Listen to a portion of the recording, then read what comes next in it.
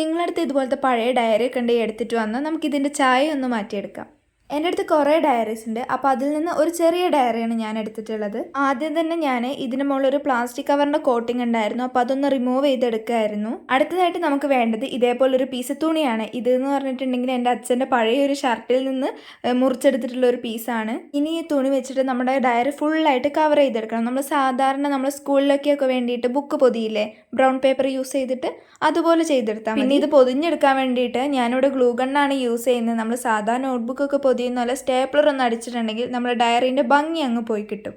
ഇങ്ങനെ കവർ ചെയ്ത് കാണുമ്പോൾ ഒരു വൃത്തി ഉണ്ടാവില്ലല്ലോ. അപ്പോൾ അതൊന്ന് മറയ്ക്കാൻ വേണ്ടിയിട്ട് ഞാനൊരു പേപ്പറും കൂടെ ഇതിൻ്റെ കൂടെ വെച്ചിട്ട് ഒട്ടിച്ചു കൊടുക്കുന്നുണ്ട്. അങ്ങനെ രണ്ട് സൈഡും ഒട്ടിച്ചു കഴിഞ്ഞിട്ടുണ്ടെങ്കിൽ നമുക്ക് വേണ്ടത് ഒരു ലേസാണ്. എൻ്റെ അടുത്ത് ഇപ്പോൾ പഴയതായിട്ട് ഒരു ലേസ് ഉണ്ടായിരുന്നു. അപ്പോൾ ഞാൻ അതാണ് ഉപയോഗിക്കുന്നത്. അത് ഞാൻ നേരെ ഇതേപോലെ ഒട്ടിച്ചു കൊടുക്കുകയാണ്. ലേസിൽ നിന്ന് ചെറിയൊരു പീസ് ബാക്കി ഉണ്ടായിരുന്നു. അപ്പോൾ ഞാൻ അത് വെച്ചിട്ട് ഒരു ചെറിയൊരു ബോ കൂടെ ഉണ്ടാക്കിയിട്ട് നടുക്കായിട്ട് വെച്ചു കൊടുക്കുന്നുണ്ട്. എങ്ങനെയുണ്ട്? ഇഷ്ടപ്പെട്ടില്ല? അപ്പോൾ ഇഷ്ടപ്പെട്ട ലൈക്കും ഷെയർ സബ്സ്ക്രൈബും എല്ലാം ചെയ്ത് സപ്പോർട്ട് ചെയ്യണേ.